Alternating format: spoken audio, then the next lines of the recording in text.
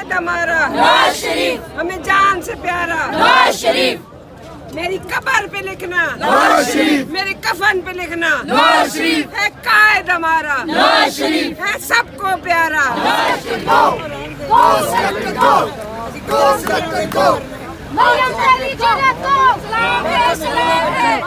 कि इमरान खान कहा करते थे कि नवाज शरीफ बाहर चले गए तो मेरा तो जो एहतसाब का नैरेटिव है वो बहुत कमज़ोर हो गया। अस्सलाम वालेकुम दोस्तों, मैं हूं आपका होस्ट नईम असगर और हम इस वक्त मौजूद हैं इस्लामाबाद हाई कोर्ट में। आज इस्लामाबाद हाई कोर्ट में एक बड़ा अहम केस था, जिस केस में साबिक वज़ीर-ए-आज़म नवाज शरीफ की साहबजादी मरियम नवाज़ अदालत में पेश हुई थी। जी हमारे साथ मौजूद हैं फ़याज़ महमूद साहब, इंतहाई सीनियर साथी जिन्होंने समा टीवी और 92 में काम किया, बड़े अच्छे जर्नलिस्ट हैं। इनसे पूछते हैं Fayaz, thank you very much, आपने पहले हमें टाइम दिया। ये बताइएगा आज कमरा अदालत का माहौल कैसा था और क्या कार्रवाई रही? बिस्मिल्लाहिर्रहमानिर्रहीम, शुक्रिया, आपने बड़े अच्छे अल्फाज में तारुफ करवाया, तो ज़रूरत नहीं थी वैसे नहीं भाई इतनी। आप भी बड़े अच्छे सीनियर भाई हैं, हमारे दोस्त हैं, आप खुद भी बड़ा अच्छा जानते हैं इन केसेस को। बेसिकली जो आज केस की समाअत थी वो अपीलें थी। एक तो एवनफील्ड रेफरेंस में अपील थी जिसमें मरियम नवाज़, कैप्टन सफदर और नवाज शरीफ साहब को सज़ाएँ हुई हैं, जबकि मियाँ साहब की जो अपील थी अल-अज़ीज़िया रेफरेंस जिसमें उन्हें सज़ा हुई थी और वो सस्पेंड की हुई थी इस्लामाबाद हाई कोर्ट ने। जैसा कि हमें मालूम ही था कि आज क्वेश्चन क्या होना है वो यही था कि मियाँ नवाज शरीफ का इस वक्त स्टेटस क्या है, तो वो उस पर जो बात हुई, खुल के बात हुई।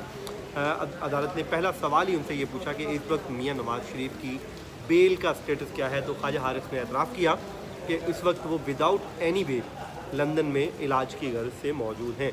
तो जिस पर अदालत ने कहा कि अगर वो बेल नहीं करवाई तो हमारा जो फ़ैसला था जिस पे उन्होंने अमल दरामद नहीं किया तो इसके कॉन्सिक्वेंसेस होंगे। तो उन्होंने कहा कि इस पर मियाँ साहब को नताइज भुगतना पड़ेंगे। अगर तो वो सरेंडर कर देते हैं तो वेल एंड गुड, अदरवाइज़ तो आपको मालूम होना चाहिए कि इसका पूरा एक प्रोसेस है, बल्कि उनको मफरूर होने पे 3 साल की मज़ीद सज़ा भी हो सकती है। मतलब एब्सकॉन्डर की जिस तरह कार्रवाई होती है। एग्जैक्टली। लेकिन ये बात जब चल रही थी तो फिर जस्टिस मोहसिन अख्तर कैनी साहब ने भी रिमार्क्स दिए और अदालत ने ये भी कहा कि नवाज शरीफ साहब अगर सरेंडर नहीं करते, हम उनको एक लास्ट चांस दे रहे हैं कि वो सरेंडर कर दें जी जी, और कानून के आगे अपने आप को सरेंडर करें, अदालत के सामने पेश हो जाएं तो ठीक।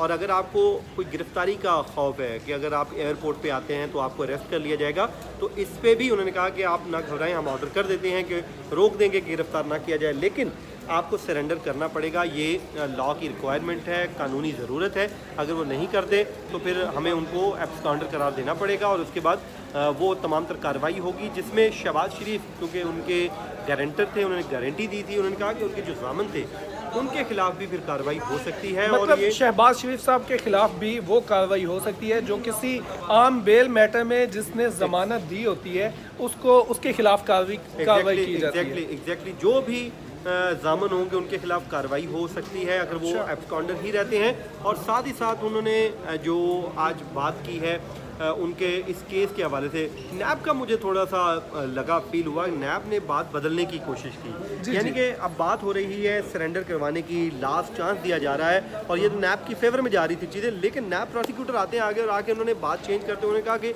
इस अदालत के पास और भी 2 चीज़ें हैं, वो है जज अरशद मलिक साहब का वीडियो स्कैंडल का मामला, तो जिस पे अदालत ने उनको रोका। अदालत ने कहा कि अभी हमारे सामने हमें इसको नहीं देखना, अब ये बैक पे चला गया। पहले जो मामला है वो अब मियाँ नवाज शरीफ का स्टेटस है कि वो इस वक्त कहाँ पे हैं और उनका स्टेटस है, जिस पे ख्वाजा हारिस साहब ने एक्सेप्ट कर लिया, उन्होंने तस्लीम किया। उन्होंने कहा कि जो पहला तासुर यानी कि फर्स्ट इंप्रेशन यही है कि नवाज शरीफ साहब मफरूर हो चुके हैं, जो एब्सकॉन्डर हैं इस वक्त। तो अब देखें, उन्होंने तो अदालत ने वाज़ेह कर दिया है, उन्होंने कहा हम उनको एब्सकॉन्डर करार नहीं दे रहे, एक चांस दे रहे हैं। अगली हेयरिंग पे वो अगर आ जाते हैं एक हम डेट दे देंगे, जिस डेट पे वो पेश हो जाएं, सरेंडर कर दें। दोस्तों ये तो थी अदालती कार्रवाई और आज की कार्रवाई का अहम पॉइंट ये है कि अदालत ने कहा है कि नवाज शरीफ की ज़मानत गैर मौसर हो चुकी है। नवाज शरीफ ने बैरून मुल्क जाने से आगाह नहीं किया, लिहाजा नवाज शरीफ 10 सितंबर तक अदालत के सामने सरेंडर करें। अदालती कार्रवाई ख़त्म हुई तो मरियम नवाज़ कमरा अदालत से बाहर निकली, जहाँ पे कारकुनों और सिक्योरिटी एहलकारों का बहुत ज़्यादा रश था।